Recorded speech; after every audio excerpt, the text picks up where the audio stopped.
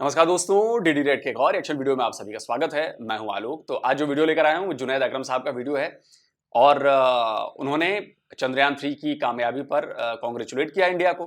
तो आइए देखते हैं कि भाई वो क्या बातें कर रहे हैं। देखिए, जुनैद भाई को सुनना हमेशा से अच्छा लगता है क्योंकि ये ऑलवेज फैक्चुअली बात करते हैं, लॉजिकली बात करते हैं और ये अच्छाई के लिए बात करते हैं, नेगेटिविटी के लिए बात नहीं करते हैं, ये पॉजिटिविटी के लिए बात करते हैं। तो आइए देखते हैं कि भाई चंद्रयान 3 की कामयाबी पर इनका टेक क्या है। हाँ भाई, क्या हाल है भैया। इस वक्त मैं क्वेटा पे मौजूद हूँ और मैंने सोचा क्विकली एक वीडियो बनाऊं congratulating India and Indians around the world on the successful landing of Chandrayaan 3, जो कि एक बहुत बड़ा मार्का है, एक बहुत बड़ा इवेंट है। पूरी इंसानियत की इसमें जीत है और सबको यूनानिमसली बहुत खुशी है। और मुझे खास तौर पे ये देख के बड़ी खुशी हुई कि पाकिस्तान में भी उतना ही सेलिब्रेट किया जा रहा है जितना कि भारत में, बिकॉज ये हम सब की जीत है। पहले आपको पता है सिर्फ सोवियत चाइना और अमेरिका की राजधानी थी चांद पे, और अब खुशी होती है कि सब कॉन्टिनेंट के भी फुटस्टेप्स वहाँ पहुंच गया। चलो अभी रोवर ही पहुंचा है, कल को इंसान भी पहुंच ही जाएगा। देखिए, मैं हमेशा कहता हूँ trying and failing is better than failing to try. 2008 में चंद्रयान 1 अनसक्सेसफुल रहा, अनफॉर्चुनेटली 2018-19 में चंद्रयान 2। चंद्रयान 1 अनसक्सेसफुल कैसे रहा? नहीं जुनैद भाई, चंद्रयान 1 सक्सेसफुल था। हमने उसके जरिए चांद पर पानी की खोज की, उसकी पूरी दुनिया ने सराहना की, उसको हमने इम्पैक्ट लैंडिंग कराई। चंद्रयान 2 जो था वो मैं मानता हूं कि वो 5 to 10% जो था, 5% मान लीजिए, अनसक्सेसफुल रहा। 95% वो उसमें कामयाबी हासिल हुई। चंद्रयान 2 का जो ऑर्बिटर था, उस ऑर्बिटर से हमारा सारा कम्युनिकेशन चंद्रयान 3 के लिए हुआ है। चंद्रयान 2 के ऑर्बिटर ने काम किया है विक्रम लैंडर को, चंद्रयान 3 के लैंडर को लैंड कराने में। यह है बात। अनसक्सेसफुल रहा, जिसपे बहुत जग हंसाई हुई, बहुत मीम्स भी बने, मिनिस्टर लेवल तक पे मजाक उड़ाया गया। लेकिन उस दिन भी मैंने वीडियो बनाई थी 4 साल पहले, यही कह के कि trying and failing is better than failing to try. At least वो आज ट्राई कर रहे हैं, तो आज नहीं तो कल पहुंच ही जाएंगे। And I am so glad कि मेरी जिंदगी में ही ये मामला हो गया और वो it has been proven right. So congratulations to India. So Chandrayaan 3 की कॉस्ट लगभग $75 मिलियन है और इंडियन से बिल्कुल प्रूव किया जो सब कॉन्टिनेंट का ना कि कम पैसों में काम कराने वाला, यानी पिछला वाला 97 का था और इस बार उससे भी कम पैसों में मिशन सक्सेसफुल किया।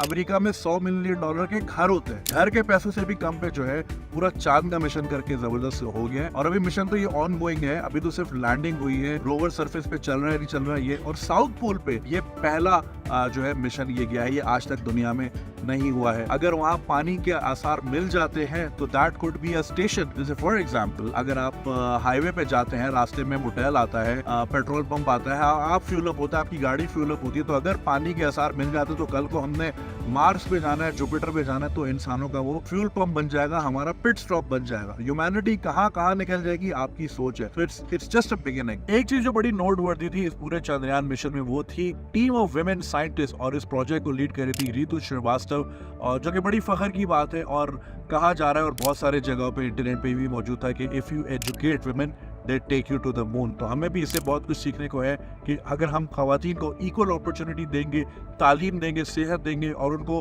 वही उनका डिजर्विंग मकाम देंगे, तो वो हमें चांद से आगे भी ले जा सकते। दूसरा, अगर कल को वहाँ पे कोई इस किस्म के मेटल्स या मिनरल्स निकल आए जो कि बहुत ही कीमती हैं, तो इंडिया की ऑब्वियसली वहाँ पे फर्स्ट मूवर एडवांटेज मिलेगा। And then obviously if you control something then you lead the world. तो ये देखिए, इसका इंडिकेशन मैंने पिछले कुछ वीडियोस में दिया है। मैंने आप लोगों को कहा, कई पाकिस्तानी ये कह रहे थे ना, यार क्या फायदा वहां जाने का, वहां पे तो कुछ नहीं है, क्या कर लेगा इंडिया वहां पहुंच के, क्या हासिल होगा उसको।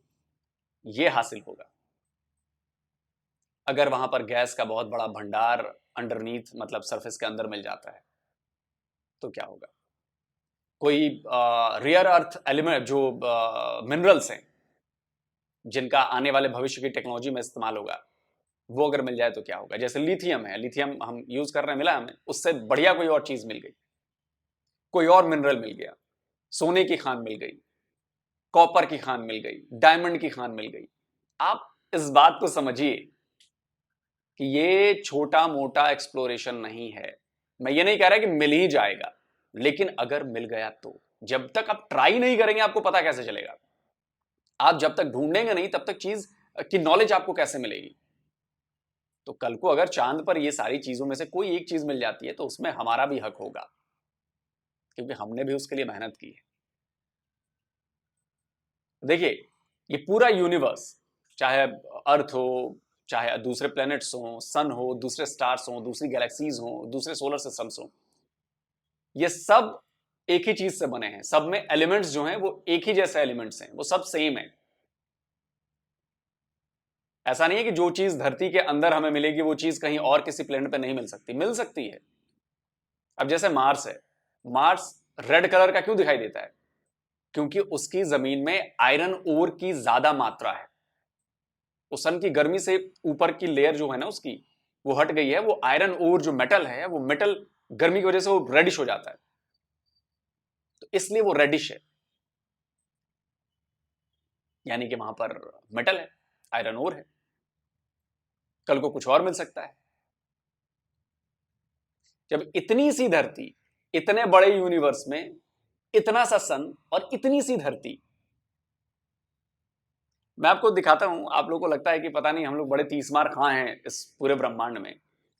वॉयजर 1 ने शायद कई करोड़ किलोमीटर, कई अरब किलोमीटर दूर से एक तस्वीर खींची थी, कई करोड़ किलोमीटर दूर से। वो तस्वीर हमारे अर्थ की थी, जबकि शायद वॉयजर 1, मुझे जहां तक याद है, शायद हमारे सौरमंडल के बिल्कुल आउटर सर्कल में पहुंच गया था, जो हमारा सोलर सिस्टम है। गैलेक्सी के बाहर नहीं गया, अभी भी नहीं गया हमारे गैलेक्सी के बाहर। तो वहां से अर्थ जो है वो, सोचिए कि रेगिस्तान में बालू के रेत के एक कण के बराबर दिख रही थी, एक छोटा सा डॉट। और यहां इंसान समझते हैं कि भाई साहब हमारे जैसा तो कोई है ही नहीं, इंसानों की औकात नहीं है बॉस इस यूनिवर्स में। हम भले अपने आप को कुछ भी समझ लें, पूरे प्लेनेट हमारे धरती की एक डॉट दिख रहा था तस्वीर में। आप सोचिए कि सौर मंडल कहां है, हमारी गैलेक्सी में हमारी जगह कहां है। हमारी गैलेक्सी जैसे खरबों गैलेक्सीज हैं इस पूरे ब्रह्मांड में। तभी हमारे सनातन धर्म में कहा जाता है कि ब्रह्मांड अनंत है, अनंत जिसका कोई अंत ना हो। इंडिया के हाथ में है। और इम्पोर्टेंट चीज ये कि इतने सस्ते में चांद का ट्रिप हो गया है, तो दुनिया भर की जो मार्केट है, जिस तरह अमेज़न का कॉल सेंटर अगर बेंगलोर में चल रहा है, वाई? क्योंकि it's cheaper to operate there. Similarly जब वो इतने कम पैसों में पूरी सैटेलाइट लेके मून का मिशन कर देंगे, तो सारा दुनिया का जो स्पेस का प्रोग्राम है या सैटेलाइट पे पहुंचाने का, जिस तरह पाकिस्तान की सैटेलाइट चाइना के जरिए जाती है, चाहे वो वेदर की हो, चाहे वो आपकी सर्वेलेंस की हो, चाहे वो सिक्योरिटी की हो, तो दुनिया भर का बिजनेस इंडिया में आएगा। तो ये it's good for India that way. जैसे मुझे किस्सा याद आता है, दुबई में मैं अपने दोस्त के साथ एक बार कॉफी पी रहा था और एक एमआरआती साथ बैठा हुआ था, तो मैं अपने दोस्त से ये बोल रहा था, he was also Pakistani, still a Pakistani, कि यार इनको कितना गर्व महसूस होता होगा, कितना फख्र महसूस होगा, यार ये दुनिया भर का जो बेस्ट ब्रेन है ये हमारे मुल्क में काम करने आता है, नौकरियां करने आता है। तो उनका जो लेवल है, मेंटल लेवल, वो कहाँ होता हो। तो सिमिलरली कल जब ये वाकया हो, तो मैं यही सोच रहा हूँ कि एक आम इंडियन जो है वो कितना गर्व महसूस कर रहा होगा, या वो कितना पैशनेट होगा, या वो कितना फख्र महसूस कर रहा होगा कि यार उनके मुल्क ने इतना बड़ा काम किया है। एंड ऑफ कोर्स ये पूरी दुनिया का काम है। साइंस के जो भी काम होते हैं वो दुनिया को आगे लेके चलते हैं, ना सिर्फ वो एक ट्राइब के, एक कबीले के, एक मुल्क के, वो पूरी दुनिया के काम आते हैं। चाहे जैसे सर्जरी इजाद की, ये सोच के नहीं कि ये मेरे घर वालों का ही होगा, पूरी दुनिया का बेनिफिट हुआ। तो साइंस इसी तरह, साइंस में जो है ना, या तो जीत होती है या सीख होती है, हार नहीं होती। Trying and failing is better than failing to try, and you keep trying और you keep proving your haters wrong. तो इसमें हम सब के लिए, जितने बच्चे सुन रहे हैं, चाहे वो इंडिया में हो, पाकिस्तान में हो, आप कोई भी जिंदगी में काम करें, चाहे आपको स्टार्टअप का आइडिया हो या आप इनोवेशन लाना चाह रहे हो, आपके बड़ा मजाक उड़ाएंगे, आपके घर वाले मजाक उड़ाएंगे, दोस्त यार आप पे बिलीव नहीं करेंगे, but you have to learn from this mission. यार आपने बस सर नीचे करके अपने काम में फोकस रहना है, अपने मिशन पे फोकस रखना है, बार बार सेम मिस्टेक नहीं रिपीट करनी, चीजों को ऑल्टर करना है, कहीं ऐसे नहीं ऐसे, एक ना एक दिन छक्का जरूर लगेगा और पूरी दुनिया आप पे गर्व करेगी। गर्व की बात है तो कल काफी वीडियोस देखने को मिली, जैसे सूरत की एक वीडियो आई, वहाँ पे लोग बिल्कुल जश्न मनाने सड़क पे आ गए थे। ऑल ओवर इंडिया यही था, not just in India, but जहां जहां इंडियंस हैं। For example my good friends in Australia, उन्होंने बताया कि उनके ऑफिस में पूरा एक सेलिब्रेशन का माहौल था, दुबई में सेलिब्रेशन हुई, पूरी दुनिया ने इसको सेलिब्रेट किया, ना सिर्फ के इंडिया से। तो ये बहुत बड़ी बात है। और मेरा ये दिल से मानना है कि इस रीजन में, सब कॉन्टिनेंट की अगर बात करें, आप पूरी तारीख उठा के देख ले, अलजबरा दुनिया को सिखाने वाला यही रीजन है। दुनिया की बड़ी बड़ी तालीम के मामले में अगर रेवोल्यूशन है तो इसी रीजन से आई हैं। ये तो अंग्रेज़ों ने आके हमें ब्रेक लगा दी जो 300-400 साल की, ये काम 300-400 साल पहले डेफिनेटली हो रहे होते। This region is full of immense talent, उसको सिर्फ टैप करने की ज़रूरत है। And I am really happy कि कहीं ना कहीं तो इस पर काम हो रहा है। And as Indian I am sure आप लोगों को बिल्कुल गर्व होता होगा कि एक तरफ टेस्ला का आज पुणे में ऑफिस खुल गया। अभी मैं देख रहा था एक बच्चा आई थिंक चेस का चैंपियन बना है। There is so many good news happening so frequently, तो एज अ नेशन वो अच्छा गर्व फील होता होगा। I am really happy. अब तो दूसरों की खुशियों में खुशी मनाने वालों में से हैं, क्योंकि भाई जब आप दूसरों की खुशी में शामिल होते हो तो अगला भी आपको आपकी खुशी और आपके गम पे आपको याद रखता है। So once again congratulations to India and I hope this takes us leaps and bounds और ह्यूमैनिटी जो है अल्ली वल्ली दुनिया से ही आगे निकल जाए और उसमें जो है सब कॉन्टिनेंट राज करे दुनिया पे। बहुत शुक्रिया। जुनैद भाई को हमेशा इसीलिए मैं सुनना बड़ा पसंद करता हूँ। बड़ी मार्के की बात कहते हैं। अब देखिए चलते चलते भी उन्होंने कितनी अच्छी बात कह के गए वो, कि ट्राई करते रहिए। आपकी टांग खींचने वाले 1000 लोग मिलेंगे, लेकिन आपको सपोर्ट करने वाला शायद एक भी ना मिले, शायद एक मिले। कोई बात नहीं, अगर आपको कोई सपोर्ट नहीं कर रहा, आपके पास आइडिया है, आप काम करिए। एक बार फेल होंगे, 2 बार फेल होंगे, 4 बार फेल होंगे, 100 बार फेल होंगे, 101वीं बार तो कामयाब होंगे। मुझे याद है कि एलन मस्क का जो स्पेस एक्स है, उसके रॉकेट्स आई थिंक 30 से 35 बार शायद फेल हुए। और वो जो टेक्नोलॉजी लेकर आए कि वो रॉकेट को वापस लाकर लैंड कराएंगे। जैसे अभी क्या होता है कि रॉकेट्स ऊपर जाते हैं, उनको छोड़ दिया जाता है, फिर वो कहीं कहीं गिर जाते हैं, जो उनके खाली वो होते हैं, फिर उनको निकाला जाता है, ये किया जाता है, वो किया जाता है। लेकिन उन्होंने कहा कि नहीं, मैं अपना रॉकेट ले जाऊंगा और फिर वापस लेकर आऊंगा। दर्जनों बार वो फेल हुए इसमें, लेकिन आखिरकार उन्होंने इसमें कामयाबी पाई और आज वो कामयाब है। तो कोशिश अगर आप करना छोड़ देंगे, कुछ नहीं होना चाहिए, कुछ भी नहीं होगा।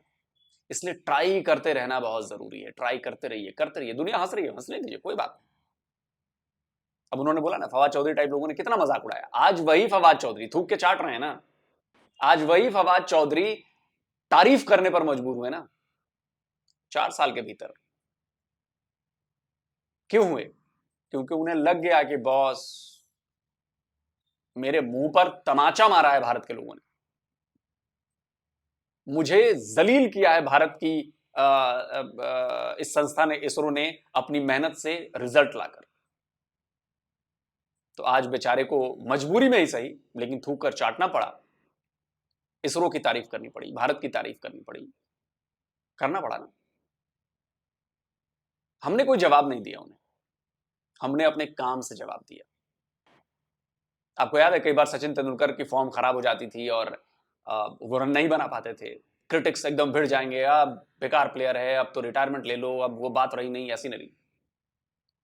सचिन की डिटर्मिनेशन देखिए, वो कभी आके प्रेस में बयान नहीं देते थे कि आप लोगों ने मेरे बारे में ऐसा क्यों बोला।